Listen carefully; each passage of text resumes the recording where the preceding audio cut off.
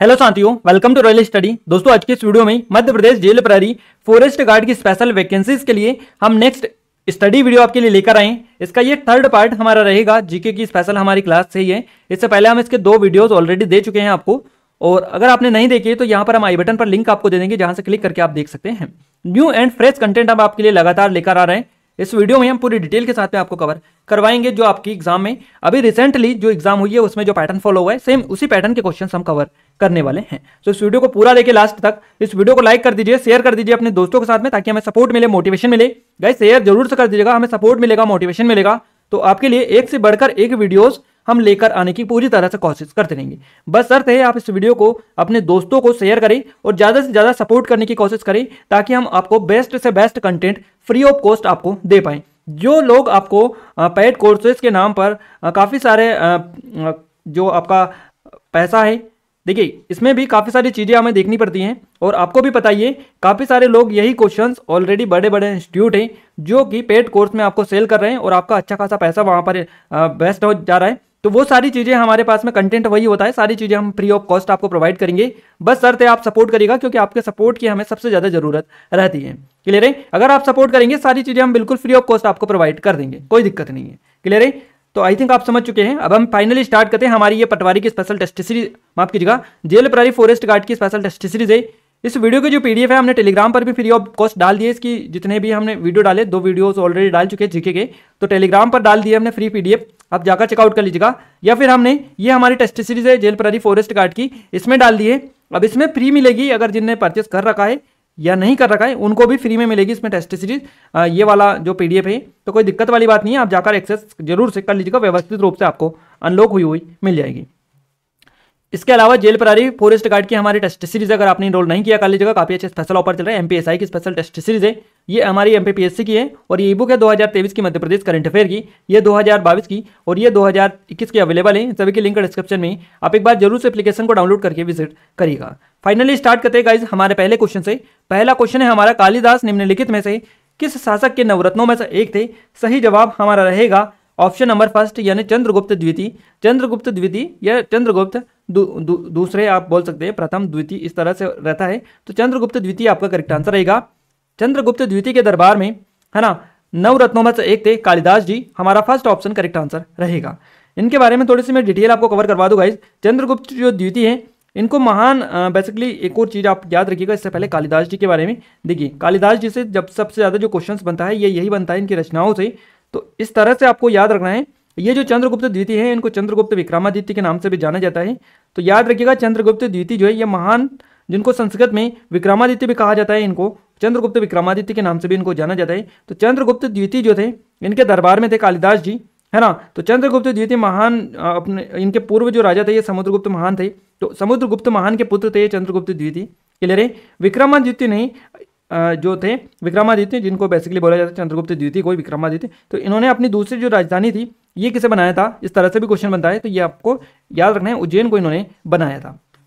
और कालिदास जी की काफ़ी सारी रचनाएं हैं, जैसे कि आपकी मेघदूतम, मालविकाग्निमित्रम, कुमार संभवम, रघुवंशनम, तो काफ़ी सारी रचनाएं हैं, तो इनको भी आप याद रखिएगा। यहाँ से सीधे सीधे क्वेश्चन आपके बनते हैं।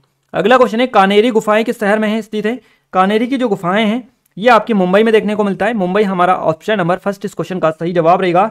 मुंबई महाराष्ट्र में स्थित है, और मुंबई शहर जो है इसके पश्चिमी क्षेत्र में, यहाँ पर बोरीवली के उत्तर में ये जो कानेरी की गुफाएं हैं ये स्थित है। कहाँ पर? मुंबई के पश्चिमी क्षेत्र में। तो याद रखिएगा संजय गांधी जो राष्ट्रीय उद्यान है उसी परिसर में बेसिकली ये कानेरी की गुफाएं देखने को मिलती है। और ये जो कानेरी की गुफाएं हैं इनका संबंध किससे है? तो बौद्ध गुफाएं बेसिकली, तो बौद्ध काल से इसका संबंध है, बौद्ध गुफाएं ये है ना। और इनका बड़े बड़े बेसाल्ट और चट्टानें जो थी उनको तराशा गया है इनको, तो याद रखिएगा इनके बारे में थोड़ी सी, कानेरी की गुफाएं मुंबई महाराष्ट्र में। अगला क्वेश्चन है हमारा, भारतीय राष्ट्रीय कांग्रेस की पहली बैठक रिक्तिस्तान में आयोजित की गई थी। भारतीय राष्ट्रीय कांग्रेस की जो पहली बैठक आयोजित की गई थी, पहली बैठक आप सभी को बताइए बॉम्बे में हुई थी, जिसको वर्तमान में मुंबई के नाम से जाना जाता है। तो हमारा फर्स्ट ऑप्शन करेक्ट आंसर रहेगा। भारतीय राष्ट्रीय कांग्रेस की जो स्थापना हुई थी ये 72 यानी 72 प्रतिनिधियों की उपस्थिति के साथ कब हुई थी? 28 दिसंबर को 1885 को। कहाँ पर हुई थी? तो आपको बता दिया बॉम्बे में हुई थी, जिसको मुंबई जाना जाता था उस टाइम पर, अभी वर्तमान में मुंबई के नाम से जाना जाता है, तो उस टाइम पर हुई थी। और गोकुल दास तेजपाल संस्कृत महाविद्यालय था वहीं पर बॉम्बे में, उसी में इसकी स्थापना हुई थी भारतीय राष्ट्रीय कांग्रेस की। तो अगर ऐसा भी पूछा जाए कि कहाँ पर हुई थी, बॉम्बे में तो हुई थी, बट किस स्थान पर हुई थी बॉम्बे में, तो गोकुलदास तेजपाल संस्कृत महाविद्यालय था, उसमें इसकी स्थापना हुई थी। अगला क्वेश्चन है कथकली निम्नलिखित में से किस राज्य से संबंध रखता है या किस राज्य से संबंधित है? सही जवाब हमारा रहेगा केरल। आपका ऑप्शन नंबर डी के साथ में करेक्ट आंसर जाएगा। देखिए केरल जो है ये दक्षिण भारत का एक राज्य है, इसे दक्षिण भारतीय राज्य में भी गिना जाता है केरल को। तो याद रखिएगा दक्षिण भारत के दक्षिण भाग से अलंकृत इसको किया जाता है केरला को। और कथकली के लिए स्पेशली ये जाना जाता है, भारत का एक पारंपरिक नृत्य है कथकली। कथकली में साहित्यिक रूप से अष्टक कथाएं जो हैं ये बेसिकली होती हैं, और गायक जो होते हैं गण वाद्यों से वाद्य, और इसके अलावा अष्ट कथाएं इसमें बेसिकली गाई जाती है कथकली में। तो अगर कभी भी आपसे पूछे जाए तो आप केरल आपको इसका करेक्ट आंसर लगाना है। अगला क्वेश्चन है गोविंद पैलेस किसके शासकों का ग्रीष्मकालीन निवास था, है ना? तो आपका जो करेक्ट आंसर रहेगा ये रहेगा रीवा। गोविंद जो पैलेस है जिसको गोविंदगढ़ पैलेस भी जाना जाता है, तो गोविंद पैलेस जिसको किसके शासकों का ग्रीष्मकालीन स्थान है, तो रीवा के शासकों का ग्रीष्मकालीन निवास है ये, आप याद रखिएगा। और गोविंदगढ़ जो किला है ये कहाँ पर है, तो ये आपका रीवा में ही है। और एक महल है ये जिसको गोविंदगढ़ पैलेस के नाम से या गोविंद पैलेस के नाम से जाना जाता है। 19वीं शताब्दी में इसको बेसिकली बनवाया गया था। और ये जो किला है गोविंदगढ़ किला, यहीं पर गोविंदगढ़ झील है, यहाँ पर इसके तट पर एक शाही निवास के रूप में ये कार्य करता है। आइए आगे बढ़ते हैं अगले क्वेश्चन की ओर। अगला क्वेश्चन है विश्व व्यापार संगठन यानी WTO ट्रेड ऑर्गेनाइजेशन है, विश्व व्यापार संगठन जिसको बोला जाता है WTO, है ना? तो कितने सदस्यों का एक अंतर्राष्ट्रीय संगठन है जो राष्ट्रों के बीच व्यापार के नियमों से संबंधित हैं? कितने सदस्यों का है ये आपसे पूछा गया है। तो इसमें जो सदस्यों की संख्या है ये है 164। हमारा फर्स्ट ऑप्शन करेक्ट आंसर रहेगा। विश्व व्यापार संगठन में 164 सदस्य देश है, क्लियर है। यूरोपीय संघ सहित आपको हम बता रहे हैं डेटा। और 23 पर्यवेक्षक सरकारें हैं जैसे कि ईरान, भूटान और इराक, लीबिया, ये आदि आपको याद रखना है। इसके अलावा अगर हम बात करें WHO की वैश्विक प्रणाली बातचीत के माध्यम से व्यापार बाधाओं को कम करती है ना, और भेदभाव रहित सिद्धांत के अंतर्गत ये कार्य करती है। तो WTO और WHO इनके बारे में तो आप स्पेशली याद ही रखिएगा क्योंकि सबसे ज्यादा क्वेश्चन इंटरनेशनल ऑर्गेनाइजेशन से यहीं से बनते हैं। अगला क्वेश्चन है भारत की पहली महिला एक दिवसीय क्रिकेट कप्तान कौन है? इनका नाम है शांता रंगास्वामी। आपका करेक्ट आंसर रहेगा ऑप्शन नंबर डी, क्लियर है। भारत की पहली महिला क्रिकेट टीम का चयन हुआ था 1976 में। और वेस्टइंडीज के खिलाफ होने वाली टेस्ट सीरीज के लिए ऑलराउंडर कौन थी? तो ये थी शांता रंगास्वामी, इनको कप्तान बनाया गया था। तो भारत की पहली महिला एक दिवसीय क्रिकेट जो कप्तान थी ये यही थी, शांता रंगास्वामी। अगला क्वेश्चन है मध्य प्रदेश के किस जिले में बंदर हीरा प्रोजेक्ट संचालित है? मध्य प्रदेश का जो जिला है इस जिले का नाम छतरपुर है। मध्य प्रदेश का छतरपुर जिला में बंदर हीरा प्रोजेक्ट संचालित है। बंदर डायमंड ब्लॉक बेसिकली इसको जाना जाता है। और ये मध्य प्रदेश के जो छतरपुर है यहाँ पर एक स्थान है बक्सवाहा के जंगल या फिर बक्सवाहा तहसील ऐसे यहाँ पर देखने को मिलती है। तो यहीं पर स्थित एक ग्रीनफील्ड खनन परियोजना है, बेसिकली इसका ही नाम बंदर हीरा प्रोजेक्ट है।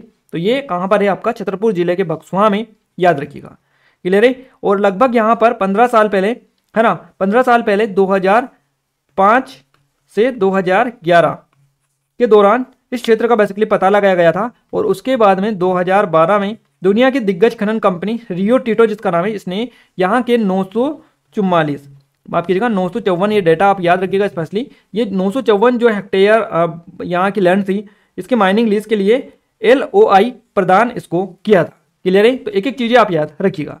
अगला क्वेश्चन है उच्च न्यायालय की ग्वालियर खंडपीठ के वर्तमान भवन का उद्घाटन निम्नलिखित में से किस वर्ष में किया गया था? आपसे पूछा गया है उच्च न्यायालय की ग्वालियर जो खंडपीठ है यहाँ पर वर्तमान में जो भवन है इसका उद्घाटन निम्नलिखित में से किस वर्ष में किया गया था, यानी कब किया गया था इस भवन का उद्घाटन? इस भवन का उद्घाटन किया गया था 1999 में, 1999 में इसका उद्घाटन किया गया था। मध्य प्रदेश उच्च न्यायालय कहाँ पर है? जबलपुर में। उसकी खंडपीठ पूछी है ग्वालियर की, तो याद रखिएगा इसे जनवरी, देखिए ये जो उद्घाटन हुआ था ये तो 1999 में हुआ था, बट 2 जनवरी 1936 को भारत अधिनियम 1935 के अंतर्गत इसको बनाया गया था। और शुरुआत में इसे नागपुर में स्थापित किया गया था उच्च न्यायालय को, लेकिन जब 1956 में मध्य प्रदेश का गठन हुआ, दोबारा राज्यों को बनाया गया, तब इसे जबलपुर शिफ्ट किया गया। और न्यायालय के जो जबलपुर न्यायालय था उच्च न्यायालय, इसकी 2 बेसिकली शाखाएं रखी गई, एक इंदौर में दूसरी ग्वालियर में। तो अभी और अगर हम बात करें कि वर्तमान में हमारे चीफ जस्टिस कौन है MP हाईकोर्ट के, तो यह है रवि विजय कुमार मलिमत, इनका नाम भी आप याद रखना है। अगला क्वेश्चन है नागपुर उच्च न्यायालय की स्थापना के लिए लेटर्स पेटेंट निम्नलिखित में से किस अधिनियम के तहत जारी किया गया था? ये जो लेटर्स पेटेंट जारी किया गया था, ये जारी किया गया था भारत सरकार अधिनियम 1915 के तहत।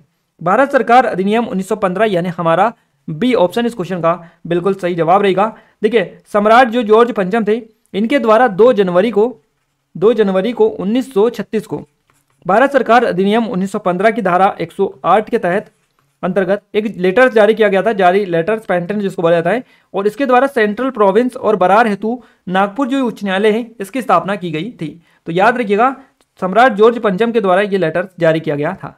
अगला क्वेश्चन है गोंड किला मतखंड इसका नाम है, रिक्तिस्तान में स्थित है। तो गोंड किला मतखंड जो है ये आपको देखने को मिलता है मंडला में। मंडला हमारा बी ऑप्शन करेक्ट आंसर रहेगा। मंडला जिले में गोंड राजाओं द्वारा निर्मित इसको करवाया गया था और एक ऐतिहासिक किला है। इसे मंडला का किला, राजा नरेश शाह का किला भी कहा जाता है। इसके अलावा गोंड किला मतखंड भी इसको बोला जाता है। और इस किले के निर्माण की बात करें तो गोंड राजा नरेश चंद्र शाह जो थे, नरेंद्र शाह, इनके द्वारा 1691 में से 1731 के बीच में, देखिए 1691 से 1731 के बीच में इसका निर्माण इन्होंने करवाया था। अगला क्वेश्चन है निम्नलिखित में से किसने भगवद गीता का सबसे पहले अंग्रेजी भाषा में अनुवाद किया। तो भगवद गीता का सबसे पहले अंग्रेजी भाषा में जो अनुवाद किया था ये किया था चार्ल्स बिल्किस ने। चार्ल्स बिल्किस हमारा सी ऑप्शन करेक्ट आंसर रहेगा। ईस्ट इंडिया कंपनी का एक कर्मचारी था चार्ल्स बिल्किस, हम बिल्किंस इसका नाम है। इसने पहली बार 1875, माफ कीजिएगा ये डेटा आप याद रखिएगा। देखिए मैं आपको बता दूं, सबसे पहले भगवद गीता का सबसे पहले चार्ल्स बिल्किंस ने के द्वारा ये हिंदी से अंग्रेजी में अनुवाद किया गया था, यानी सबसे पहले अंग्रेजी में इन्होंने अनुवाद किया था। और ये जो अनुवाद इन्होंने किया था ये किया था 1785 में, है ना। गीता का संस्कृत से अंग्रेजी में अनुवाद हुआ था और गीता में 18 अध्याय हैं और 700 श्लोक हैं। अगले क्वेश्चन की बात करते हैं। क्वेश्चन हमारा है त्रिकूट पहाड़ी कहाँ स्थित है। त्रिकूट जो पहाड़ी है ये आप सभी को बताइए, काफी फेमस क्वेश्चन अभी ये हो चुका है, पटवारी में पूछे जाने के बाद में 3-4 बार क्वेश्चंस बने हैं इससे। हमारा मैहर बिल्कुल करेक्ट आंसर रहेगा। ऑप्शन नंबर डी सतना आपका करेक्ट आंसर हो जाएगा। क्लियर है। त्रिकूट पर्वत ये जो आपको देखने को मिलता है ये मैहर सतना में देखने को मिलता है।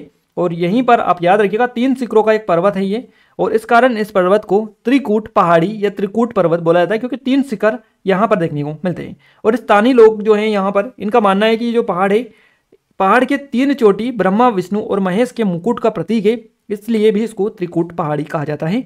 तो ये बेसिक लोगों की मान्यता है और जो भी चीजें थी हमने दोनों आपको बता दी है। आप जो भी जिस तरह से भी क्वेश्चन बने आपको याद रखना है।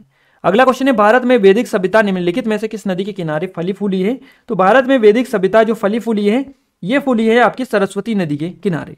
सरस्वती नदी हमारा सी ऑप्शन करेक्ट आंसर रहेगा। वैदिक काल में जो सरस्वती नदी है इसको सबसे पवित्र नदी माना जाता था।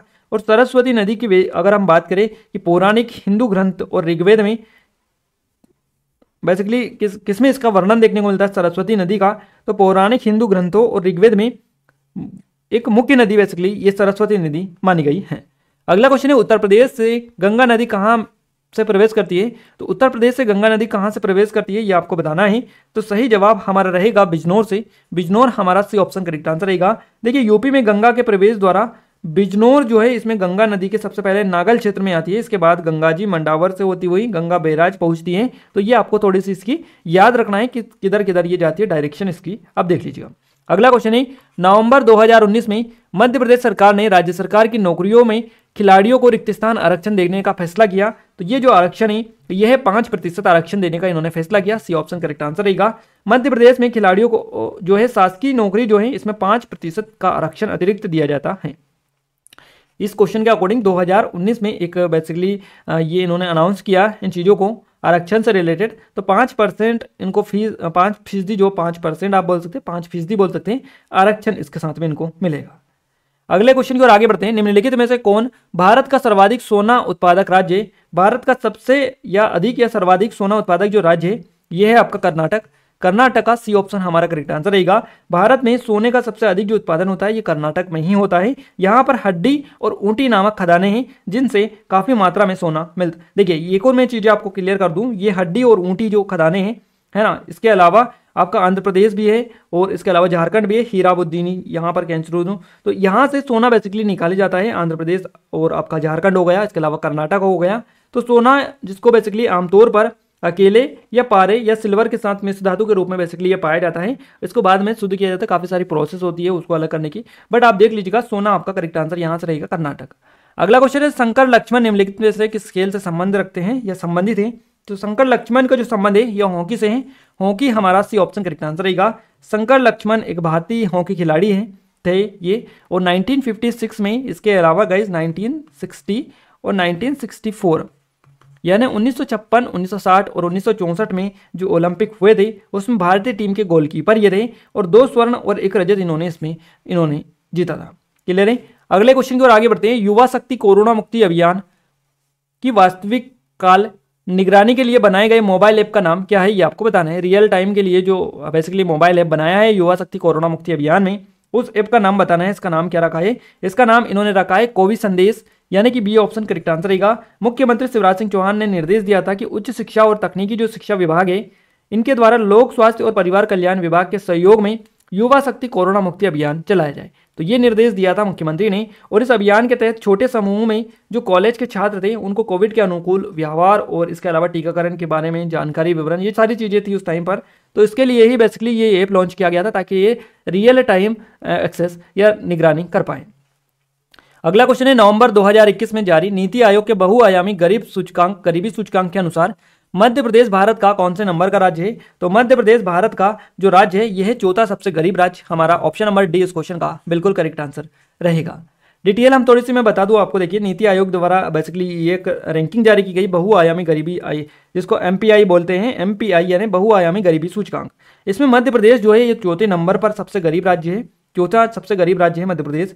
मध्य प्रदेश का जो परसेंटेज है यह है 60.63, माफ कीजिएगा 36.65 है ना, 36.65% आबादी जो है ये आज भी मध्य प्रदेश की गरीब है। इस बेसिकली ये जो एक इंडेक्स है इसके अकॉर्डिंग मैं आपको चीज़ें बता रहा हूँ। अगर हम बात करें कि सूचकांक के अनुसार सबसे पहले नंबर पर कौन रहा है, तो ये आपका बिहार इसमें पहले नंबर पर रहा है, जिसकी 51.91% जनसंख्या सबसे गरीब है। वहीं आपका झारखंड और उत्तर प्रदेश ये आए हैं दूसरे और तीसरे नंबर पर। 4थे नंबर पर मध्य प्रदेश का स्थान है, तो आप इसमें भी याद रखिएगा। क्लियर है गाइस। यहाँ पर हमने जितने भी क्वेश्चंस लिए थे सारे पूरी डिटेल के साथ में आपको बताए हैं। इस वीडियो की PDF आपको इस वाली टेस्ट सीरीज में मिल जाएगी, जो कि फ्री ऑफ कॉस्ट आपको मिलेगी, कोई भी आपका चार्ज नहीं लगेगा। यह हमारी फॉरेस्ट गार्ड की स्पेशल टेस्ट सीरीज है। अगर आपने इनरोल नहीं किया कर लीजिएगा, क्योंकि इसमें काफ़ी सारा कंटेंट डला हुआ है। 500 टेस्ट डले, टॉपिक वाइज डला है, पूरा मैथ्स, रीजनिंग, हिंदी, इंग्लिश डली है पूरी। क्लियर है। तो सभी सब्जेक्ट, साइंस भी इसमें पूरा डला है। स्पेशल ईबुक हमारी डली है इसमें साइंस की, आप एक बार जरूर से विजिट कीजिएगा। मध्य प्रदेश नेशनल का करंट अफेयर भी इसमें डला है। तो सारे टेस्ट डले हैं, सारा कंटेंट डला है, PDF नोट्स, ईबुक्स, सारी चीज़ें डली है। आप एक बार जरूर से विजिट करिएगा, आपको काफ़ी पसंद आएगा, और इससे बेस्ट कंटेंट मुझे नहीं लगता कि आपको और कहीं मिल पाएगा। यह हमारी MPSI की स्पेशल टेस्ट सीरीज है, ये MPPSC की स्पेशल टेस्ट सीरीज है, और ये हमारी ईबुक है 2023 की मध्य प्रदेश करंट अफेयर की, जिसमें जनवरी से दिसंबर 2023 तक का पूरा करंट अफेयर आपको मिलेगा। इसके अलावा माह वाइज भी मिलेगा, टॉपिक वाइज करंट अफेयर मिलेगा। भारत में पहली बार, भारत में बजट, इस तरह के जितने भी टॉपिक है 20 टॉपिक हमने सेलेक्ट किए, 20 टॉपिक आपको topic wise current affair cover आपको करवाया जाएगा। और MCQ फॉर्मेट में सबसे बड़ी बात हमारी ईबुक की स्पेशल है। MCQ फॉर्मेट में पूरी ईबुक रहती है, पूरी डिटेल के साथ में हर एक क्वेश्चन को हम कवर करते हैं, साथ में उसमें हम इमेजेस भी इंक्लूड करते हैं ताकि आपको जो क्वेश्चंस पढ़े वो तुरंत से याद रह पाए। इसके अलावा स्पेशल रिवीजन के लिए हमने वन लाइनर में इस पर डाला है ताकि आप अच्छे से रिवीजन भी कर पाएं। तो आप एक बार जरूर से डेमो चेकआउट करिएगा। डेमो चेकआउट करेंगे तो आपको शानदार तरीके से उसका ओवरव्यू मिल पाएगा, और शानदार तरीके से आप समझ पाएंगे किस तरीके से और कितनी एडवांस लेवल की ईबुक ये है आपकी है। क्लियर है। तो इन सभी के लिंक डिस्क्रिप्शन में, एप्लीकेशन को डाउनलोड करके कंप्लीट डिटेल आप ले सकते हैं। फिर भी कोई डाउट है, कुछ क्वेरीज है, तो आप हमें नंबर पर भी कांटेक्ट कर सकते हैं। क्लियर है। तो गाइस इस वीडियो को ज़्यादा शेयर करें, लाइक करें, क्योंकि आपके लिए इतनी मेहनत करें, आप भी इतना कर सकते हैं। इस वीडियो को शेयर करें, क्योंकि जितना ज़्यादा शेयर करेंगे, जितना ज़्यादा आप सपोर्ट करेंगे, उतना ही आपके लिए एडवांस लेवल के हम कंटेंट लेकर आते रहेंगे। क्लियर है। तो मिलते हैं हमारे नेक्स्ट स्टडी वीडियो में, तब तक के लिए जय हिंद, वंदे मातरम।